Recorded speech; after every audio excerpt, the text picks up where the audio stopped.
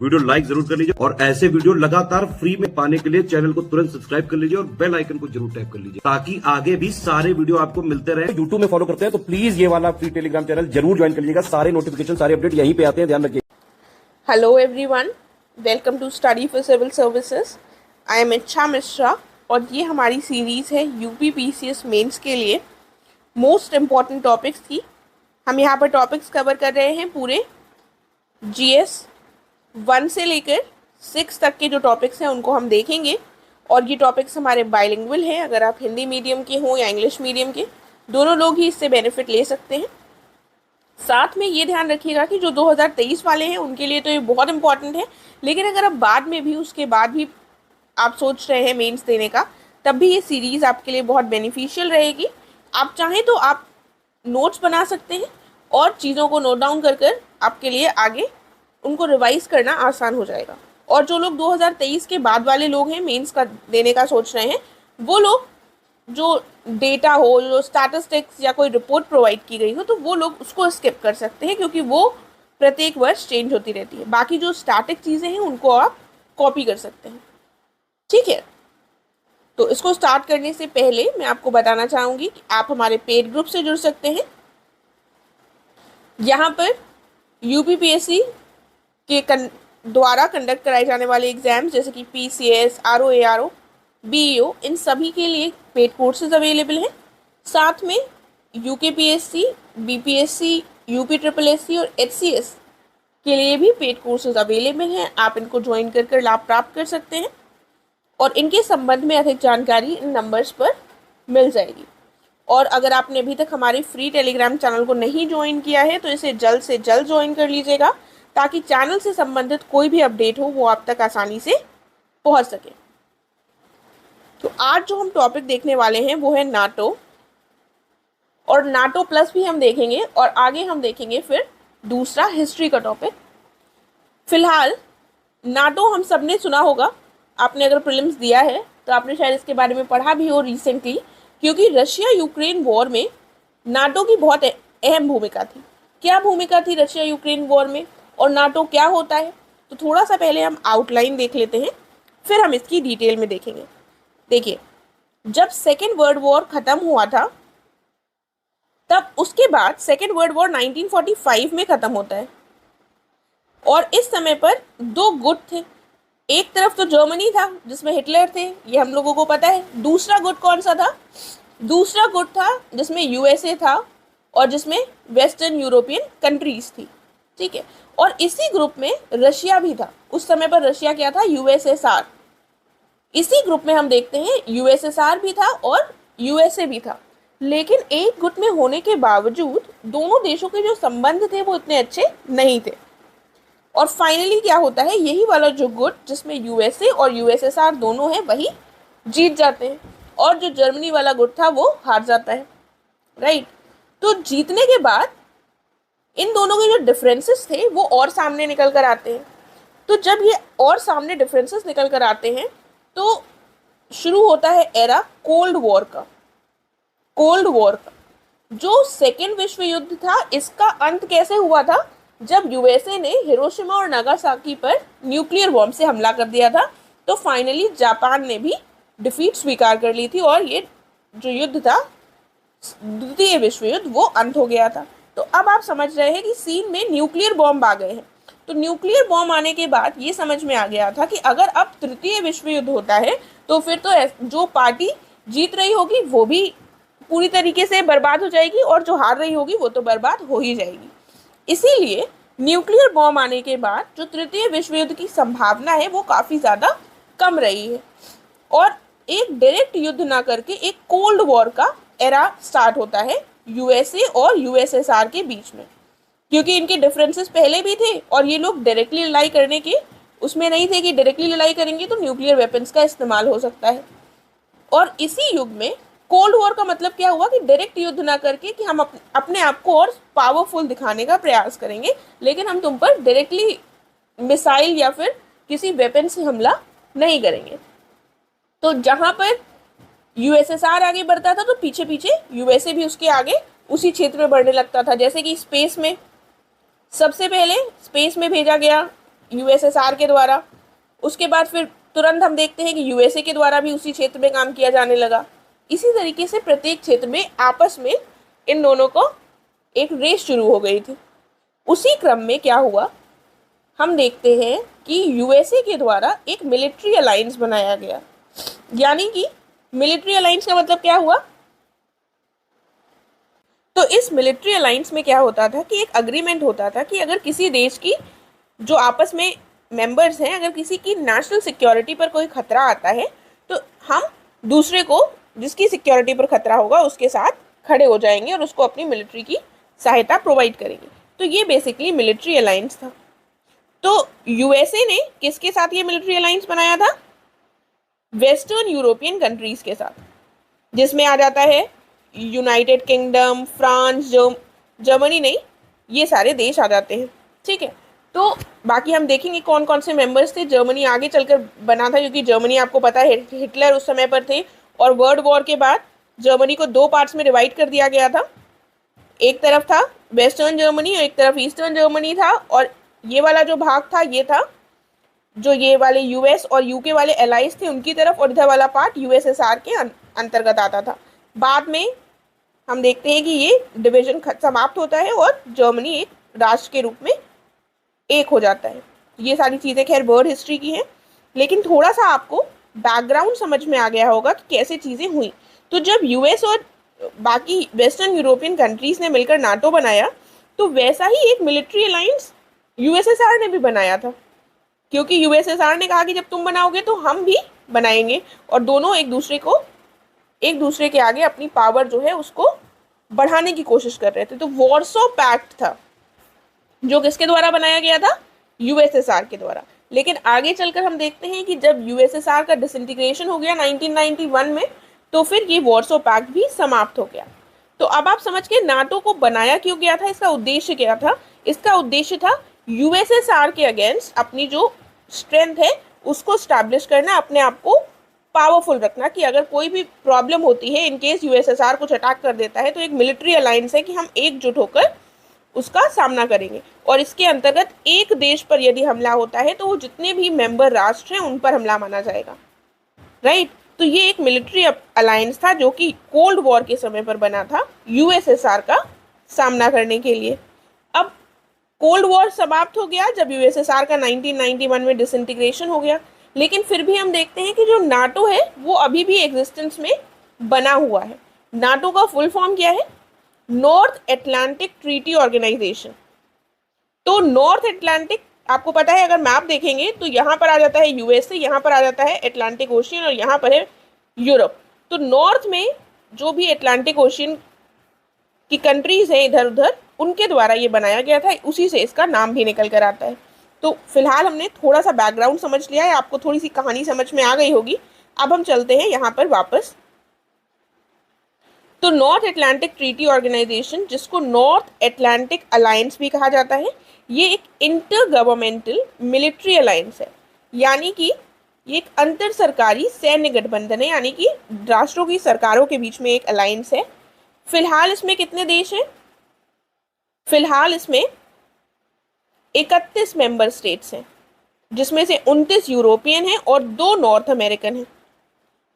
और हम देख लेते हैं ये बना कब था, कितने मेंबर्स हैं, कौन सा रिसेंटली ऐड हुआ है, सब हम डिस्कस करेंगे, परेशान मत होइए। इसको स्टैब्लिश किया गया था वर्ल्ड वॉर 2 के बाद में as an organization implemented the North Atlantic treaty signed in Washington DC on 4 April 1949। तो इसको बेसिकली इम्प्लीमेंट किया गया था नॉर्थ अटलांटिक ट्रीटी के माध्यम से, जो कि 1949 में वॉशिंगटन डीसी में साइन हुई थी। तो इस के माध्यम से 1949 में ये अस्तित्व में आता है। ये एक कलेक्टिव सिक्योरिटी सिस्टम है। Its independent member states agree to defend each other against attacks by third parties, जो मैंने आपको ऑलरेडी बता दिया कि जो इसके मेंबर्स हैं, मान लीजिए ये इसके मेंबर्स हैं, और अगर कोई भी तीसरा देश आकर इस पर, केवल इस वाले पर अटैक कर देता है, तो जो बाकी कंट्रीज बैठी हुई हैं वो भी अपने ऊपर इसको अटैक मानेंगी और इसको डिफेंड करने के लिए आ जाएंगी आगे। ठीक है, तो ये एक तरह से ये मिलिट्री अलायंस है, कलेक्टिव सिक्योरिटी की बात करता है। उसके बाद क्या लिखा हुआ है, कोल्ड वॉर के समय पर it operated as a check on the threat post by the Soviet Union, यानी कि यूएसएसआर के द्वारा जो थ्रेट उत्पन्न हो रहा था उस समय पर, उसी के अगेंस्ट इसको बनाया गया था। सोवियत संघ द्वारा उत्पन्न खतरे पर नजर रखने के लिए इसको बनाया गया था, यही इसका मेन उद्देश्य था। उसके बाद सोवियत संघ के विघटन और वॉर्सो संधि के बाद भी ये गठबंधन कायम रहा, अभी भी ये चल रहा है, जबकि ये दोनों चीजें समाप्त हो चुकी हैं। और बाल्कन, मध्य पूर्व, दक्षिण एशिया, अफ्रीका में सैन्य अभियानों में ये शामिल रहा है। तो उसके बाद भी हम देखते हैं ये काफ़ी एक्टिव रहा, और इन सारी जगहों पर जो मिलिट्री ऑपरेशन हुए हैं उसमें इसका पार्टिसिपेशन हमको दिखाई पड़ता है। इसका जो गठन था ये बेसिकली 12 संस्थापक देशों ने किया था, यानी कि 12 फाउंडिंग मेंबर्स थे, और इसके बाद समय समय पर इसमें नए मेंबर्स ऐड होते रहे हैं। और जो 31वां मेंबर है, 31वां मेंबर है वो कौन है? वो है फिनलैंड। फिनलैंड है, और ये अप्रैल 2023 में इसका सदस्य बना है, राइट। देखिए अब प्रिंसिपल्स क्या है नाटो के। नाटो के प्रिंसिपल्स बताने से पहले मैं आपको थोड़ा सा बता दूं कि रशिया यूक्रेन वॉर में नाटो की क्या भूमिका है। रशिया यूक्रेन वॉर में ये भूमिका है कि जो नाटो है वो अपना एक्सपेंशन करता जा रहा है। एक बार रुकिए, देखिए यहाँ पर थोड़ा देखने की कोशिश करते हैं, एक रफ मैप बना लेते हैं। ये हमारा नॉर्थ अमेरिका हो गया, यहाँ पर हो गई यूरोपियन कंट्रीज, ठीक है, और यहाँ पर ऐसे रशिया भी है, राइट। थोड़ा सा खराब मैप है, I am sorry for that. ये देखिए जो वेस्ट यूरोपियन कंट्रीज है उनके साथ यहाँ पर जो यूएसए है उसने मिलकर बनाया था ये अलायंस। लेकिन ये जो रशिया से बॉर्डर टच कर रहे हैं कंट्रीज, जो ईस्टर्न यूरोप के कंट्रीज हैं, वो पहले यूएसएसआर के ही पार्ट थे, और इन लोगों ने नाटो को साइन नहीं किया था। लेकिन हम देख रहे हैं कि नाटो का जो है एक्सपेंशन है, विस्तारण हमको ईस्टर्न यूरोपियन वाले रीजन में भी दिखाई दे रहा है, यानी कि ईस्ट यूरोप में, राइट। और फिर आप मैप देखेंगे तो जब ये रशिया है, रशिया के बगल में नेबरिंग कंट्रीज है हमारा यूक्रेन, और यूक्रेन जो है ये बनना चाहता है सदस्य नाटो का, जिसकी वजह से जो रशिया है वो इसके खिलाफ है, और ये नहीं चाहता है कि इतना नाटो का एक्सपेंशन हो जाए कि एकदम हमारे बॉर्डर पर खड़ा हो जाए नाटो आकर अपनी मिलिट्री लेकर। जिसका विरोध किसके द्वारा किया गया था?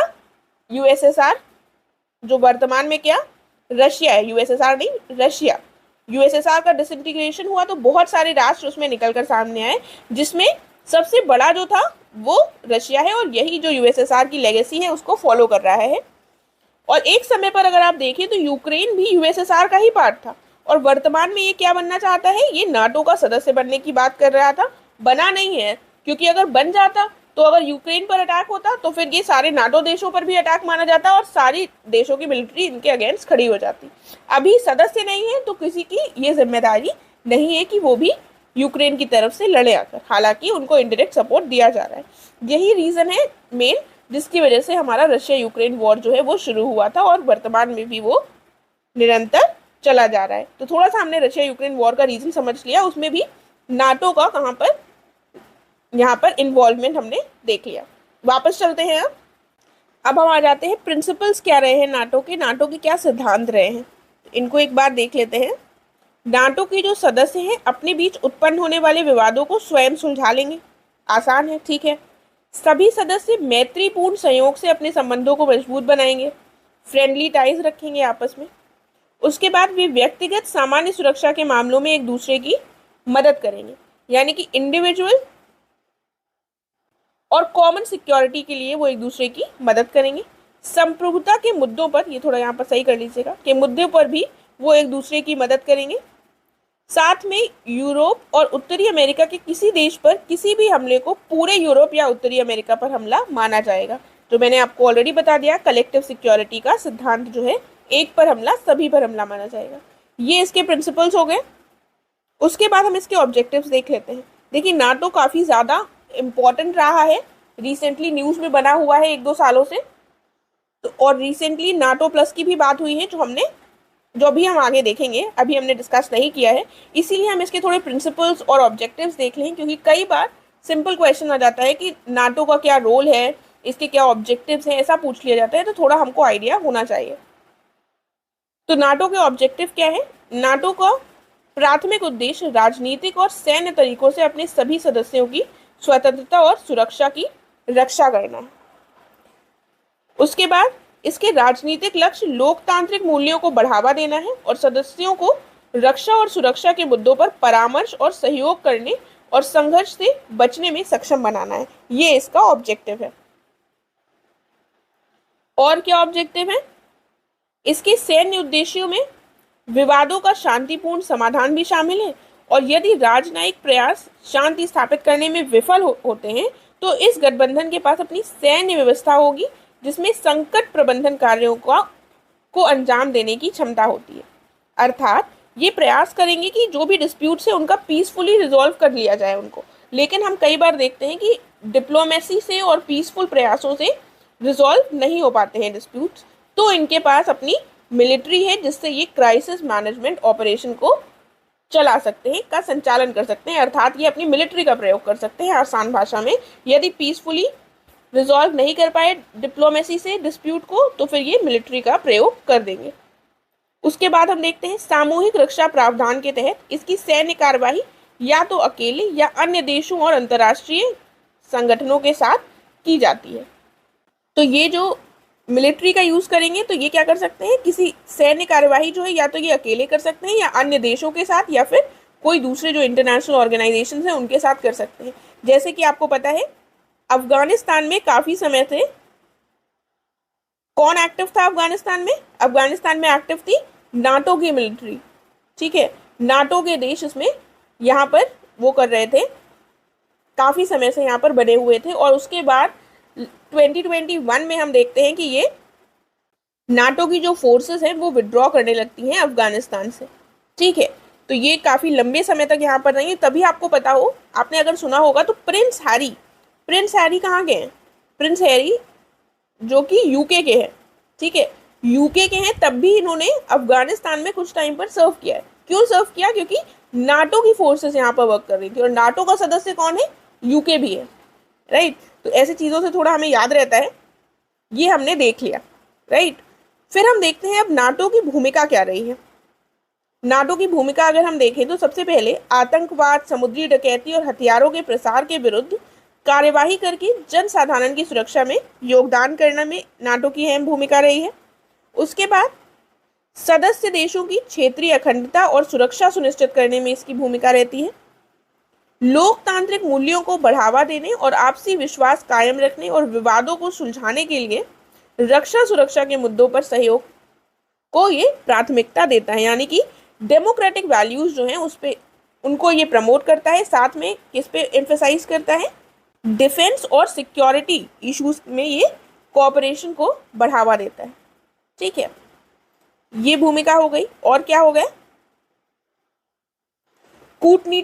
कूटनीतिक प्रयासों की विफलता के मामले में अकेले या अन्य देशों और अंतर्राष्ट्रीय संगठनों के साथ मिलकर सैन्य कार्यवाही की शुरुआत करते हैं। देखिए, जो ऑब्जेक्टिव्स में आपने जो पॉइंट्स देखे उन्हीं को आपको रोल में लिख देना है। बस थोड़ा सा घुमा फिरा कर लिखने होंगे, तो पॉइंट्स जो है वो सिमिलर ही हैं, ऐसा कुछ नहीं। इसकी भूमिका में आपको बताना होगा कि ये डिप्लोमेसी के माध्यम से सुलझाने का प्रयास करता है, और ये यदि वो ना हो तो फिर ये मिलिट्री कैपेसिटी को यूज करने की क्षमता रखता है। यही इसका ऑब्जेक्टिव्स में भी एक पॉइंट था।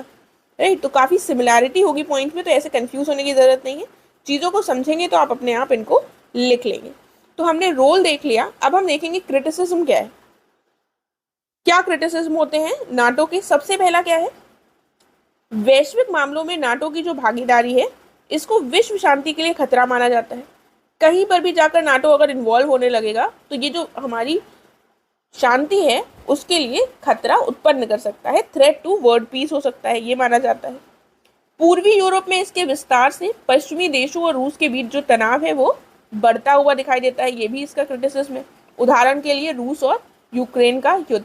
तो जो नाटो निरंतर अपना एक्सपेंशन करता जा रहा है और ईस्टर्न यूरोप में भी एक्सपेंशन करता जा रहा है, ये काफ़ी बड़ा थ्रेट माना जा रहा है, काफ़ी टेंशन्स को बढ़ावा दे रहा है। इसमें आप एग्जाम्पल बता सकते हैं ये वाला युद्ध। उसके बाद नाटो की विभिन्न गतिविधियों के कारण सामाजिक कार्यक्रमों के वित्त पोषण में बाधा उत्पन्न होती है, अन्यथा इस वित्त पोषण के माध्यम से लोगों के जीवन में सुधार किया जा सकता था। देखिए, अब नाटो के चक्कर में ये एक मिलिट्री अलायंस है, तो इसमें मिलिट्री के लिए जो भी फंड्स होते हैं मिलिट्री के लिए यूज होते हैं। और जो फंड्स हैं, अगर हम चाहें, अगर नाटो के ऊपर ना खर्च किया जाए तो ये एक सोशल प्रोग्राम्स में काफ़ी यूज़ हो सकते हैं। लोगों को इसके माध्यम से खाना प्रोवाइड किया जा सकता है। आपको पता है हंगर की समस्या है विश्व में, पावर्टी की समस्या है, अनएम्प्लॉयमेंट की समस्या है। इन समस्याओं से निजात पाने के लिए इन फंड्स का प्रयोग किया जा सकता है। लेकिन नाटो में इतना सारा खर्चा हो जाता है तो फंड्स जो है वो इस डायरेक्शन में डाइवर्ट हो जाते हैं। एक पॉइंट ये हो गया, क्रिटिसिज्म इसका ये है। उसके बाद अब जहाँ पर भी नाटो की जो ये सेनाएं हैं जाती हैं, वहाँ पर काफ़ी ज़्यादा विनाश होता है। कहीं पर भी मिलिट्री अगर कहीं पर भी इन्वॉल्व होगी तो वहाँ पर जो नागरिक हैं उनकी जो नॉर्मल जीवन शैली है वो प्रभावित हो जाती है। कई बार हम नागरिक हत्याएं भी देखते हैं। ठीक है, विनाश और नागरिकों की नृशंस हत्याएं। इराक, अफगानिस्तान जैसे देशों में इस संगठन के हस्तक्षेप से कई लोगों की हमें मौतें दिखाई देती हैं। जबरन पलायन हुआ। लोग जब ऐसी सिचुएशन में फंस जाते हैं तो वो माइग्रेट करने लगते हैं। ठीक है, माइग्रेशन की समस्या उत्पन्न हो जाती है और भू राजनीतिक अस्थिरता भी हमको दिखाई देती है, यानी कि जियोपॉलिटिकल इंस्टेबिलिटी हो जाती है। उसके बाद अगला पॉइंट क्या है, तुर्की और हंगरी जैसे जो इसके सदस्य हैं अपने ही कुछ सदस्यों द्वारा लोकतांत्रिक रूप से पीछे हटने से इस गठबंधन के लिए खतरे की स्थिति उत्पन्न हो रही है। देखिए, आपने ऊपर इसके जो प्रिंसिपल्स और जो ऑब्जेक्टिव है उसमें देखा कि लोकतांत्रिक जो वैल्यूज हैं उनको बढ़ावा देंगे, लेकिन इसके खुद जो सदस्य हैं तुर्की और हंगरी जैसे, यही लोग अपने यहाँ डेमोक्रेसी को बढ़ावा नहीं दे रहे हैं। इन्हीं के यहाँ डेमोक्रेसी हमको डिक्लाइन होती हुई दिख रही है। तो ये भी इसका एक क्रिटिसिज्म हो गया, राइट। तो ये हमने इसकी क्रिटिसिज्म देख ली है। अब बात आती है नाटो प्लस की। तो ये क्या है, देखिए नाटो प्लस में आने से पहले एक चीज़ आप देखिए, अगर आपसे पूछ लिया जाए कि नाटो का रोल एनालाइज कीजिए, एनालाइज का मतलब क्या होता है कि आपको पॉजिटिव और नेगेटिव दोनों बताने हैं। तो अब आप कर लेंगे, आई होप आप कर लेंगे इसको। नाटो प्लस क्या है, नाटो प्लस के बारे में थोड़ा सा हम देख लेते हैं। अब नाटो जो था ये तो अटलांटिक ट्रीटी के माध्यम से बना था और अटलांटिक ओशन के आसपास जो नेशंस थे, एक तरफ नॉर्थ अमेरिकन और इस तरफ यूरोपियन, उनके लिए था। इसका विस्तार एशिया, अफ्रीका जैसे देशों में यहाँ पर हम नहीं देखते हैं। ठीक है, तो नाटो प्लस बेसिकली क्या है, ये इस क्षेत्र के बाहर नाटो का विस्तार करने का प्रयास किया गया है और कुछ राष्ट्रों को, लगभग 5 ऐसे राष्ट्र हैं जिनको नाटो प्लस का मेंबर माना जाता है और इनके ऊपर सारी चीज़ें जो नाटो के अंतर्गत है वो लागू नहीं होती। सबसे इम्पोर्टेंट, नाटो का जो चार्टर है, देखिए कोई भी अगर ऑर्गेनाइजेशन फॉर्म होता है तो उनका मान लीजिए उनका एक चार्टर होता है जिसमें लिखा होता है ऐसा होगा, ऐसा होगा, ऐसा होगा। तो इसी में कुछ पॉइंट्स होते हैं, जैसे हम अपने कॉन्स्टिट्यूशन में आर्टिकल्स पढ़ते हैं, वैसे ही इसका भी एक आर्टिकल है। नाटो की बात कर रही हूँ, नाटो का एक आर्टिकल है, आर्टिकल 5, जो कलेक्टिव सिक्योरिटी की हम बात कर रहे थे कि एक राष्ट्र पर हमला सभी राष्ट्रों पर हमला माना जाएगा। ये कौन से पॉइंट में कहा गया है, 5वें। तो आर्टिकल 5 जो नाटो के चार्टर का है वो कलेक्टिव सिक्योरिटी की बात करता है। और जब बात आती है नाटो प्लस की, तो नाटो प्लस पे ये आर्टिकल 5 जो है वो लागू नहीं होता है। अब एकदम से नाटो प्लस क्यों हम डिस्कस करने लगे, क्योंकि रिसेंटली क्या हुआ है, यूएसए की एक कांग्रेशनल रिपोर्ट आई है, यानी कि एक यूएसए की एक कमेटी है मान लीजिए, उसने ये रिकमेंड किया है कि ये जो नाटो प्लस है इसमें हमें इंडिया को भी सदस्य बनाना चाहिए। ये गवर्नमेंट, यूएस की गवर्नमेंट की तरफ से ऑफिशियली नहीं कहा गया है, एक कमेटी की रिपोर्ट आई है, उसमें ये कहा गया है कि हमें नाटो प्लस में इंडिया को इन्वॉल्व करना चाहिए, इंक्लूड करना चाहिए। ठीक है, तभी ये क्वेश्चन आता है, क्या इंडिया को नाटो प्लस का सदस्य बनना चाहिए? अगर इंडिया बन जाता है तो क्या बेनिफिट्स होंगे? क्या इंडिया को नहीं बनना चाहिए, और नहीं बनना चाहिए तो उसके क्या रीजंस होंगे? ठीक है, तभी ये नाटो प्लस जो है ये काफ़ी ज़्यादा न्यूज़ में और चर्चा में रहा है और हमारे लिए इंपॉर्टेंट हो जाता है एग्जाम के पॉइंट ऑफ व्यू से। तो अब हम यहाँ पर थोड़ा देख लेते हैं, थोड़ा आपको आइडिया मिल गया होगा। अब हम ये पॉइंट्स डिस्कस करेंगे तो और चीज़ें क्लियर हो जाएंगी। तो नाटो प्लस क्या है, ये एक 5 सदस्यीय सुरक्षा व्यवस्था है जिसके अंतर्गत नाटो और अमेरिका के 5 संधि सहयोगियों, यानी कि बेसिकली ये 5 मेंबर्स, नाटो के जो 31 मेंबर्स हैं वो, प्लस इसमें 5 मेंबर्स और हैं। ठीक है, तो ये 5 मेंबर सिक्योरिटी अरेंजमेंट है नाटो के साथ जो किया गया है। और ये जो 5 मेंबर्स हैं वो ट्रीटी एलाइज हैं यूएसए के, यानी कि ये 5 संधि सहयोगी हैं, संधियाँ हुई हैं इनकी यूएसए के साथ। वो कौन कौन से देश हो जाएंगे? ऑस्ट्रेलिया, न्यूजीलैंड, जापान, इजराइल और दक्षिण कोरिया। तो अगर आप थोड़ा सा फॉलो करते होंगे न्यूज़ को तो आपको पता होगा इन सारे नेशंस के यूएसए के साथ काफ़ी क्लोज टाइज हैं, चाहे वो ऑस्ट्रेलिया हो, न्यूजीलैंड हो, जापान, इजराइल या फिर साउथ कोरिया। ये प्लस नाटो प्लस के सदस्य हैं। ये क्या है, वर्तमान में अमेरिका भारत को इस बड़े समूह का हिस्सा बनाने के लिए आमंत्रित कर रहा है, जो मैंने आपको ऑलरेडी बताया, और इसीलिए ये चर्चा का विषय बना हुआ है। ये व्यवस्था वैश्विक रक्षा सहयोग को बढ़ावा देने और चीनी कम्युनिस्ट पार्टी के साथ रणनीतिक प्रतिस्पर्धा जीतने के लिए प्रतिबद्ध है। तो बेसिकली ये जो नाटो प्लस है, ये इसका काम क्या है, तो जो नाटो प्लस है ये बेसिकली क्या है, ये ग्लोबल डिफेंस कोऑपरेशन को बढ़ावा दे रहा है और साथ में जो चाइनीज कम्युनिस्ट पार्टी है इसके साथ स्ट्रैटेजिक कंपटीशन को जीतने का प्रयास किया जाता है। प्रयास के क्रम में ही नाटो प्लस का निर्माण हुआ था। यानी कि अगर आप सीधी भाषा में समझे तो चाइना का सामना करने के लिए जो नाटो प्लस है ये बनाया गया था, और इसी में हम सोच रहे हैं, हम नहीं, यूएस की कमेटी सोच रही है कि इंडिया को इंक्लूड कर ले तो फिर चाइना का जो सामना है वो और मजबूती से किया जा सकेगा। और यूएस को पता है कि चाइना का अग्रेशन इंडिया पर बढ़ता जा रहा है, जिसकी वजह से उन्होंने सोचा इंडिया का हम प्रयोग कर सकते हैं अपने हित में। ठीक है, तो बेसिकली ये यूएस के ही हित की बात है, क्योंकि वो चाइना को स्ट्रैटेजिक रूप से हराने का निरंतर प्रयास करता रहता है। उसके बाद अगला पॉइंट क्या है, सामूहिक रक्षा का या सुरक्षा का जो नियम है अनुच्छेद 5 के अंतर्गत जो दिया गया है, ये नाटो प्लस पर लागू नहीं होता है। जो मैंने आपको ऑलरेडी बता दिया है कि आर्टिकल 5 जो कलेक्टिव डिफेंस की बात करता है, ये नाटो प्लस वाली कंट्रीज पर नहीं होता है लागू। अब इंडिया का क्या गेन होगा, इंडिया अगर नाटो प्लस का हिस्सा बन जाता है तो इंडिया को क्या लाभ होगा। सबसे पहले इंडिया अगर हिस्सा बन जाता है तो नाटो का जो आदर्श वाक्य है, जो मोटो है, वो क्या है, एक सबके लिए और सब एक के लिए। इसका मूल रूप से ये अर्थ है कि यदि आप किसी भी एक सदस्य पर हमला करते हैं तो आपको इस संगठन के सभी सदस्यों के संयुक्त क्रोध का सामना करना पड़ेगा। इस आदर्श स्थिति में नाटो प्लस में शामिल होने से भारत को अधिक सैन्य समर्थन प्राप्त हो सकेगा।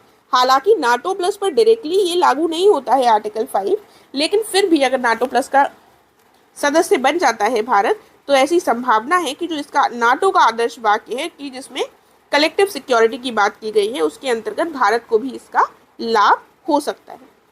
और क्या होंगे फायदे, सैन्य तकनीकी प्रौद्योगिकी से भी लाभान्वित हो सकता है। यानी कि जो मिलिट्री टेक है, मिलिट्री टेक्नोलॉजी है, उसमें आसानी से इसको भारत को एक्सेस मिल सकता है।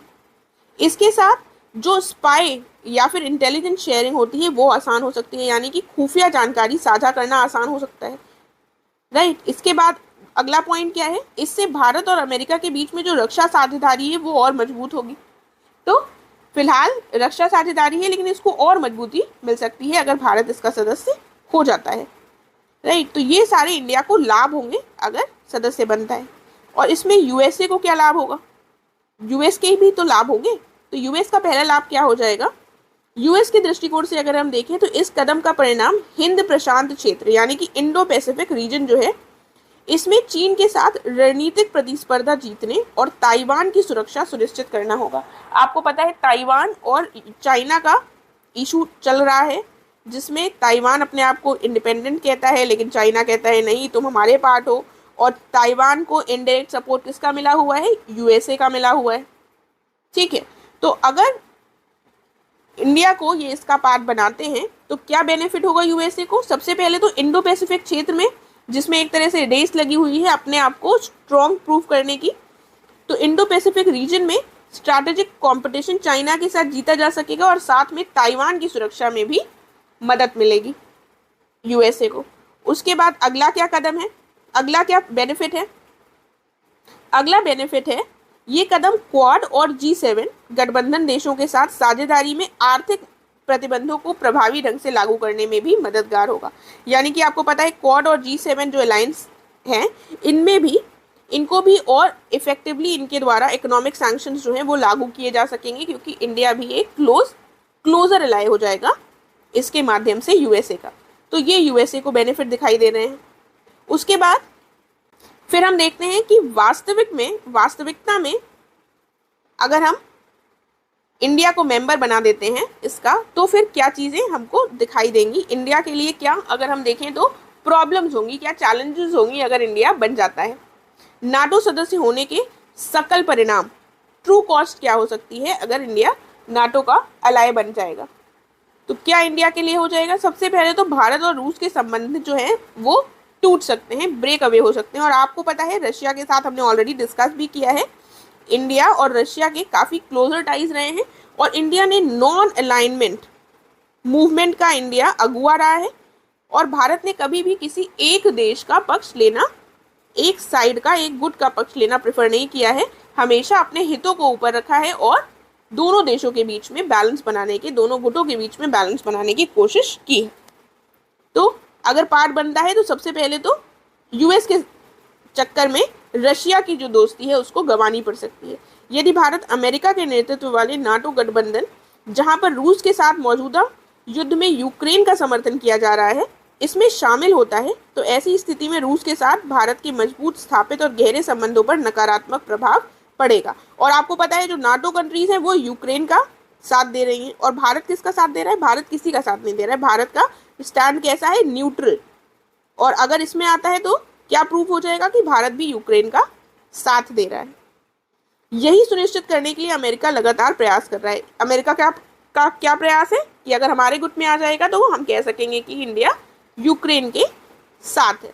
अमेरिका रूस से दूरी बनाना चाहता है और भारत के रक्षा सौदे हासिल करना चाहता है। अमेरिका हमेशा क्या चाहता है कि भारत और रूस के बीच में दूरी हो जाए और इंडिया का एक बहुत बड़ा डिफेंस पार्टनर कौन है, रशिया। और अमेरिका का प्रयास है कि ये जो डिफेंस इंडिया और रशिया शेयर करते हैं, डिफेंस व्यापार, उसको कम किया जा सके और वो व्यापार अमेरिका के पास चला जाए।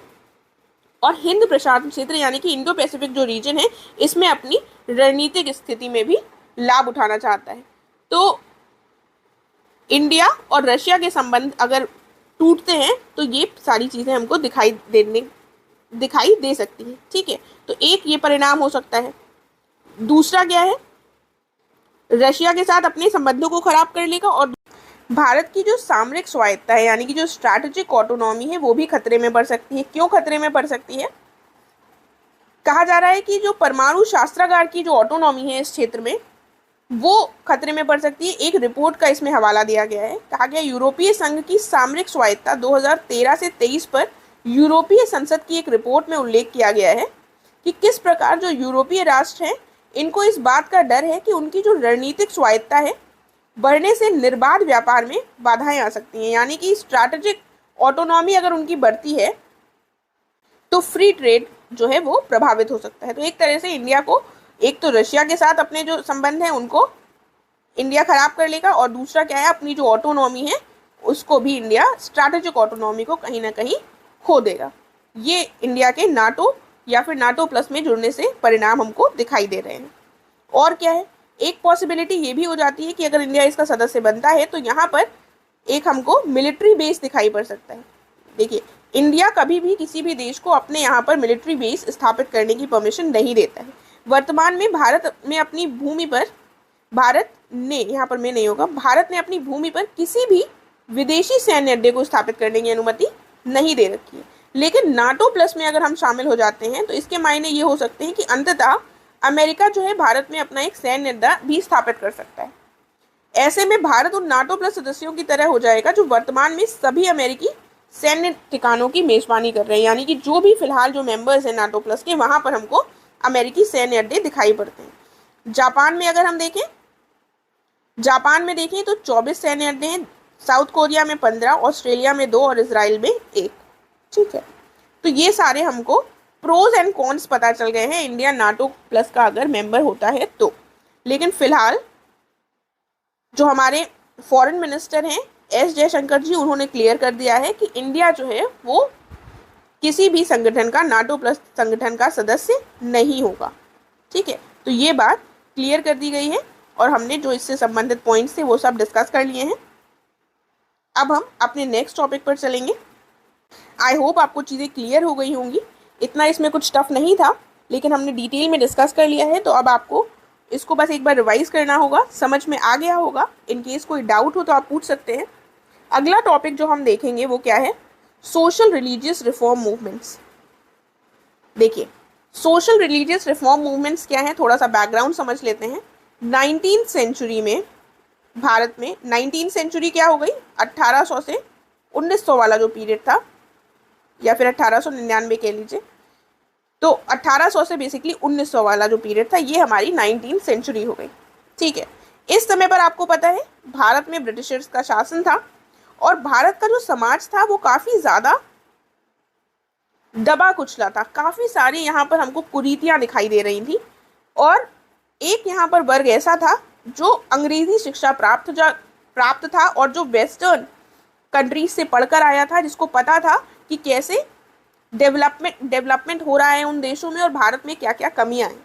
तो इसी क्रम में जब ये अंग्रेजी शिक्षा प्राप्त जो लोग थे वो भारत वापस आते हैं और वो देखते हैं कि भारत में क्या क्या कुरीतियां फैली हुई हैं, तो एक लहर शुरू होती है सोशियो रिलीजियस रिफॉर्म मूवमेंट की, यानी कि सामाजिक और धार्मिक सुधार करने के प्रयास किए जाते हैं। और इस मूवमेंट के अंतर्गत हम देखते हैं कई सारे यहाँ पर इंस्टीट्यूट्स या फिर ऑर्गेनाइजेशंस हम कह सकते हैं वो इस्टेब्लिश होते हैं, जैसे कि ब्रह्मो समाज, आर्य समाज, प्रार्थना समाज। ठीक है, ये सारे इसी मूवमेंट में शुरू होते हैं और ये सामाजिक और धार्मिक रूप से जो भी कुरीतियां हैं उनको बदलने का, उनको सुधारने का प्रयास करते हैं। तो हमारा जो आज का टॉपिक है वो क्या है, वो कौन से फैक्टर्स थे जिनकी वजह से सोशियो रिलीजियस रिफॉर्म मूवमेंट जो हैं ये भारत में शुरू हुई। ऐसा क्या कारण था, वो कौन से फैक्टर्स थे जो इसके लिए रिस्पॉन्सिबल थे।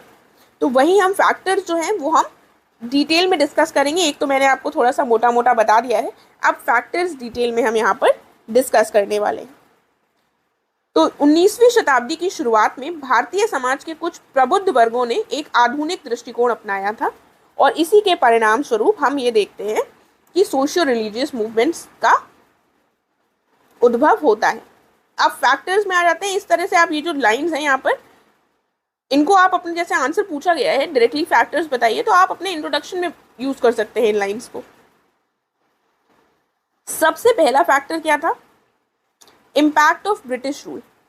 भारत में ब्रिटिश शासन चल रहा था इस 19th सेंचुरी में। एक ये प्रमुख कारण था जिसकी वजह से सोशियो रिलीजियस रिफॉर्म मूवमेंट्स की जरूरत पड़ी। सबसे पहला क्या हो गया इसके अंतर्गत पॉइंट, कि भारतीय भूमि पर एक औपनिवेशिक सरकार के वर्चस्व की आधुनिक भारतीय इतिहास के इस महत्वपूर्ण चरण में एक निर्णायक भूमिका हमको दिखाई देती है। यहाँ पर थोड़ा सा भूमिका मिसिंग है तो वो देख लीजिएगा।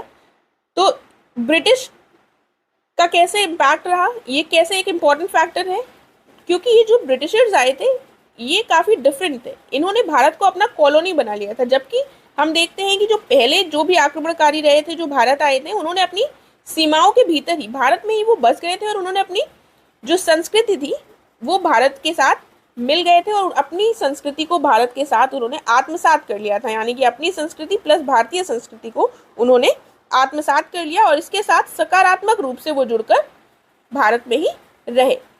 लेकिन ब्रिटिशर्स जो थे ये काफ़ी अलग थे, क्योंकि इन्होंने भारत में ये रहे तो, लेकिन ये भारत को एक कॉलोनी के रूप में ट्रीट करते रहे और इनका जो मेन उद्देश्य था वो भारत को अपने अंतर्गत करना और भारत को ब्रिटेन से बैठकर राज करना भारत पर।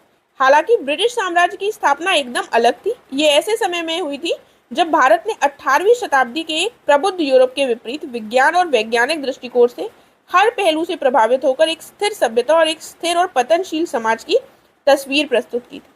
देखिए, इस समय पर क्या हुआ था, जब ये रूल कर रहे थे, इस समय पर क्या हुआ था, इनके यहाँ तो रेनेसांस का पीरियड चल रहा था। रेनेसांस यानी कि पुनर्जागरण।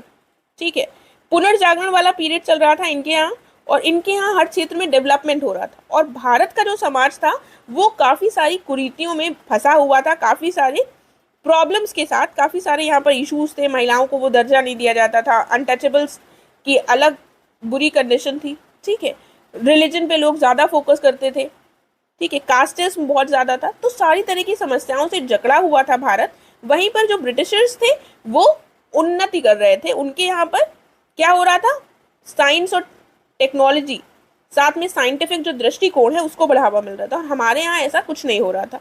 तो ब्रिटिश रूल का भारत में एक बहुत बड़ा प्रभाव रहा। पहले तो हमने बताया थोड़ा सा कि जो ब्रिटिशर्स थे वो किस तरीके से अलग थे, और फिर ब्रिटिशर्स के आने के परिणाम स्वरूप हमने देखा कि ब्रिटिश जैसे कंट्रीज में, ब्रिटेन जैसे देशों में कैसे उद्भव हो रहा है साइंस का, साइंटिफिक वैल्यूज का, कैसे रैशनल रूप से निर्णय लिए जा रहे हैं, और यहाँ पर हम आज भी पुरानी घिसी पिटी मान्यताओं में फंसे हुए थे। तो एक ये रीज़न हो गया कि हमें रिफॉर्म की ज़रूरत महसूस हुई ब्रिटिशर्स के आने के परिणाम स्वरूप।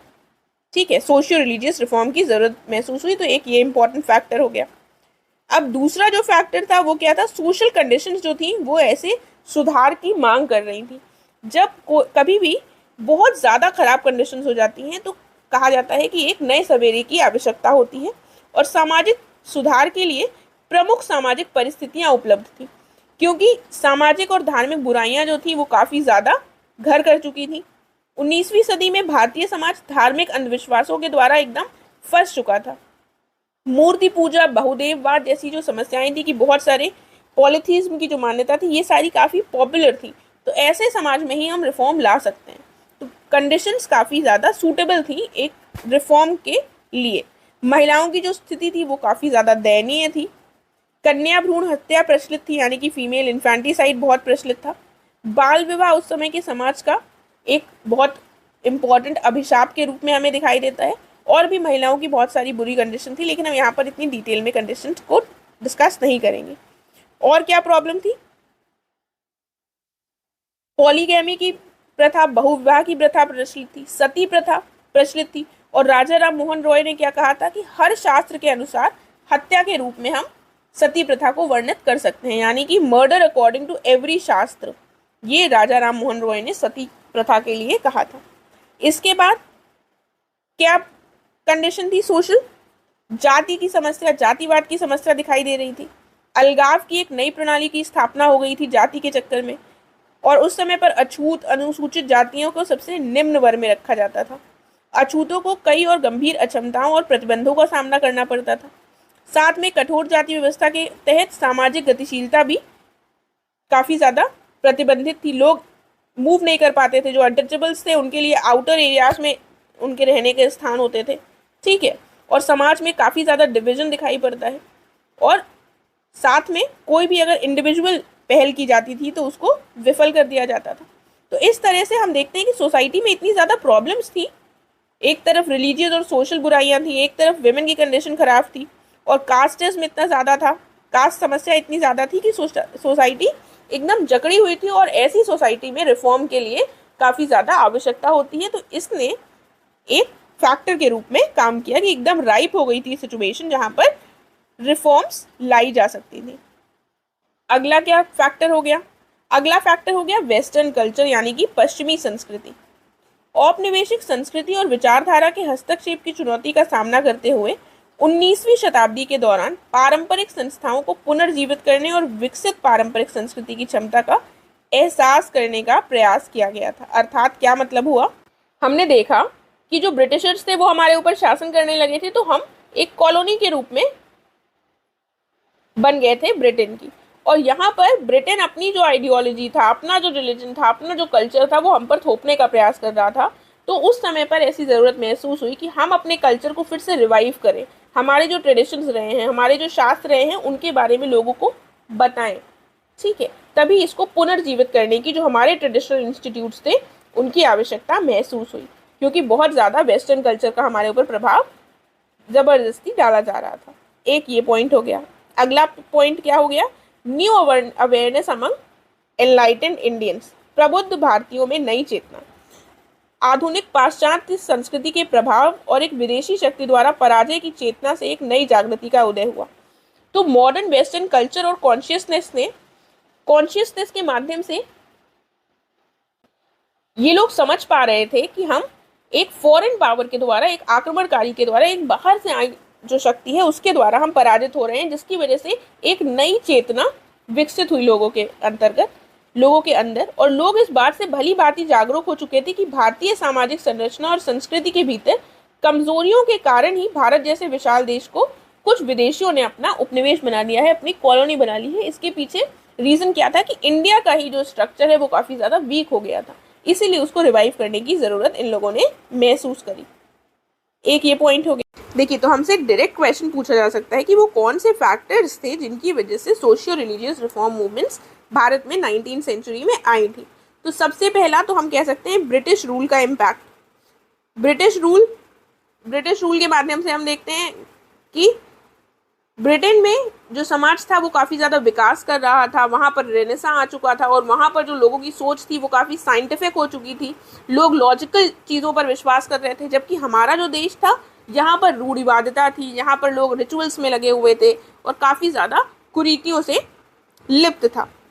दूसरा क्या इम्पैक्ट हम देखते हैं, इम्पैक्ट नहीं, फैक्टर्स क्या देखते हैं, सोशल जो कंडीशंस थी वो काफ़ी ज़्यादा मांग कर रही थी कि सुधार लाया जाए। सोशल कंडीशंस में हम देखते हैं कि जो समाज था वहाँ पर धार्मिक और सामाजिक कई सारी बुराइयां हो गई थी। सती प्रथा जैसी समस्याएं महिलाओं के कंडीशन को भी बहुत बुरा करे हुए थी। और तीसरी क्या थी, कास्ट सिस्टम जो था, कास्ट की प्रॉब्लम काफ़ी ज़्यादा अपनी जड़ों को मजबूत कर चुकी थी, जिसकी वजह से एक ऐसी सिचुएशन हो गई थी जिसमें रिफॉर्म की ज़रूरत थी। तो एक ये फैक्टर हो गया।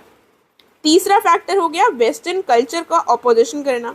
जो पढ़ा लिखा व्यक्ति था वो ये समझ पा रहा था कि हमारे ऊपर, हमको एक कॉलोनी बना लिया गया है और हमारे ऊपर वेस्टर्न कल्चर की जो चीज़ें हैं उनको थोपने का प्रयास किया जा रहा है, जबकि हमें क्या करना चाहिए, हमें अपनी जो ट्रेडिशनल चीज़ें हैं, ट्रेडिशनल हमारी जो इंस्टीट्यूशंस रहे हैं, ट्रेडिशनल जो हमारा कल्चर रहा है उसको फिर से रिवाइव करने की ज़रूरत है, ताकि लोगों तक उसकी पहुंच बनाई जा सके और लोग जो हैं वो बेहतर हो सके और वेस्टर्न कल्चर के उसमें ना आए। एक तरह से पश्चिमी संस्कृति का विरोध करने के लिए, उसका सामना करने के लिए ये एक इम्पॉर्टेंट फैक्टर के रूप में हमको दिखाई देता है। चौथा फैक्टर क्या था, एक नई अवेयरनेस आ गई थी लोगों में। लोगों को लग रहा था कि हमारा जो इंटरनल स्ट्रक्चर है, जो हमारी सोसाइटी है, उसी में कोई प्रॉब्लम है, जिसकी वजह से एक बाहरी शक्ति आकर हमको कॉलोनी बनाए ले रही है। ठीक है, तो ये हमारा चौथा फैक्टर हो गया था। ये हमने 4 फैक्टर्स मेनली डिस्कस कर लिए हैं। ये डायरेक्ट क्वेश्चन पूछा जा सकता है, तो आपके पास ये होने चाहिए इसके नोट्स, अदरवाइज आपको याद हो गया हो तो बेहतर है। अब हम देखेंगे एक इसी के अंतर्गत एक छोटा सा और टॉपिक डिस्कस करेंगे, steps taken for betterment of position of women during the social reform movement. यानी कि समाज सुधार आंदोलन के दौरान महिलाओं की स्थिति में सुधार के लिए उठाए गए कदम। देखिए, अब जब ये सोशल रिफॉर्म मूवमेंट्स हुए तो हमने ये देख लिया कि क्यों हुए, इनके पीछे क्या फैक्टर्स रिस्पॉन्सिबल थे कि ये रिफॉर्म मूवमेंट हुए। और मैंने आपको ऑलरेडी बताया कि कई सारे ऑर्गेनाइजेशंस फॉर्म हुए, कई सारे लोगों ने आवाज़ उठाई, जैसे कि राजा राम मोहन रॉय, D.K. कर्वे, दयानंद सरस्वती। ठीक है, तो सब लोगों ने आवाज़ उठाई। अब हमको बताना है कि महिलाओं के लिए इन सोशल रिफॉर्म मूवमेंट के माध्यम से क्या स्टेप्स उठाए गए और उनके साथ क्या चीज़ बेहतर हुई इस रिफॉर्म के परिणाम स्वरूप, तो वो हम देखेंगे। अब सुधारकों को चुनौतीपूर्ण स्थितियों में काम करना पड़ता था और महिलाओं को आमतौर पर निम्न स्तर का दर्जा दिया जाता था और उन्हें पुरुषों से हीन माना जाता था और उनकी अपनी कोई पहचान नहीं थी। तो यहाँ पर बेसिकली हम उस समय की महिलाओं की कंडीशन को थोड़ा सा विस्तार से डिस्कस करेंगे और उसके बाद हम बताएंगे कि इनके बेटरमेंट के लिए क्या हुआ था। पर्दा, बाल विवाह, विधवा विवाह पर प्रतिबंध था, सती जैसी जो प्रथाएं थी वो काफ़ी फेमस थी, प्रचलित थी। हिंदू और मुस्लिम दोनों महिलाओं की जो आर्थिक और सामाजिक कंडीशन थी वो काफ़ी बुरी थी और वो पुरुषों पर निर्भर रहती थी। आमतौर पर हम देखते थे कि उनको शिक्षा भी नहीं प्रदान की जाती थी और हिंदुओं के साथ साथ मुस्लिमों में भी हमको बहुविवाह जैसी जो कुरीतियाँ थी वो प्रचलित दिखाई देती हैं। तो ये हमने बेसिकली देख लिया उस समय पर महिलाओं की कंडीशन। अब जो स्टेप्स हैं उनको अब हम देखेंगे कि क्या स्टेप्स लिए गए थे महिलाओं की स्थिति में सुधार के लिए।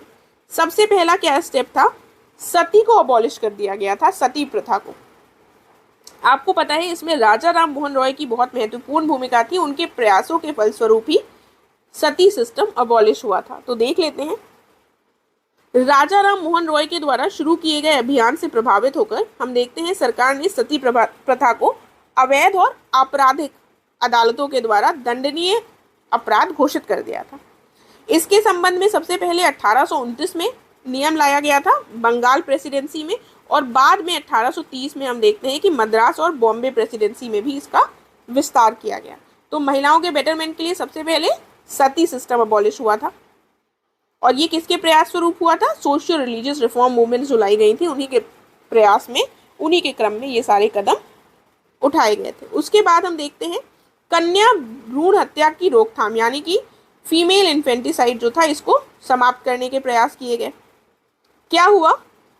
1795 और 1804 के बंगाल नियमों के अंतर्गत हम देखते हैं शिशु हत्या को अवैध घोषित कर दिया गया था और 1870 में पारित एक अधिनियम में माता पिता के लिए सभी शिशुओं के जन्म को पंजीकृत करना, सभी शिशुओं का जन्म हो तो उसको रजिस्टर करना कंपलसरी कर दिया गया था। और साथ में जन्म के बाद कुछ वर्षों के लिए लड़कियों का सत्यापन किया जाना भी एक प्रोविजन बना दिया गया था, यानी कि लड़कियों के जन्म के बाद एक प्रोविजन कर दिया गया था कि उनका वेरिफिकेशन होता रहेगा जन्म के कुछ वर्षों के बाद तक, ताकि लड़कियों की हत्या न कर दी जाए।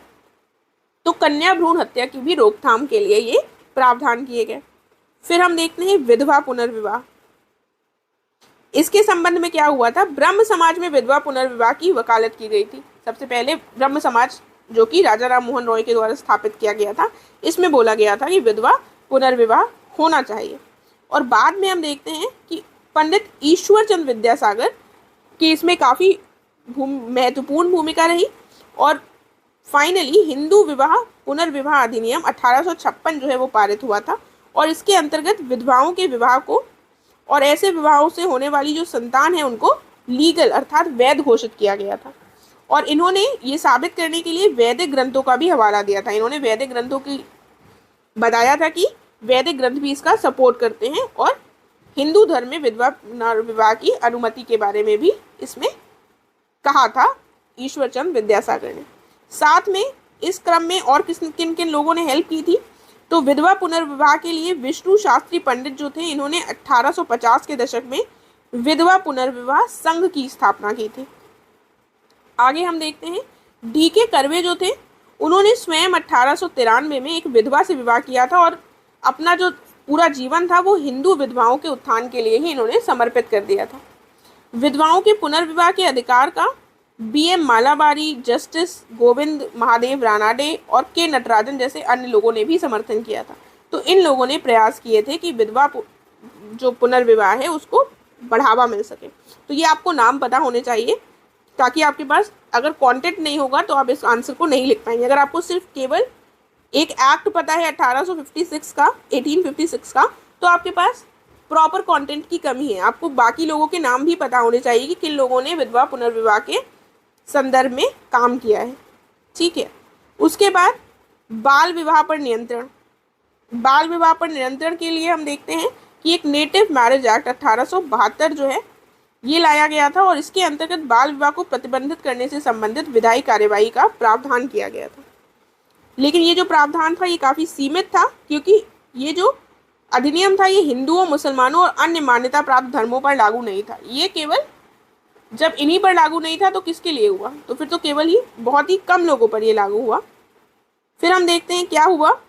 चाइल्ड मैरिज को रोकने के लिए एक पारसी सुधारक थे जिनका नाम था बी.एम. मालाबारी। इनके प्रयासों के फलस्वरूप हम देखते हैं 1891 में एज ऑफ कंसेंट एक्ट आता है, सम्मति आयु अधिनियम, इसको पारित किया गया था और इसके अंतर्गत ये निर्धारित किया गया था कि 12 वर्ष से कम आयु की लड़कियों के विवाह को नहीं किया जाएगा, प्रतिबंधित कर दिया गया था, रिस्ट्रिक्ट कर दिया गया था।